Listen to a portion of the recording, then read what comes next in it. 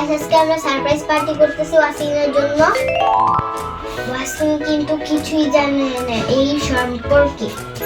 তো ওয়াসিম আসার আগে দাদারগুলো বেলুনগুলো ফুলিয়ে নি।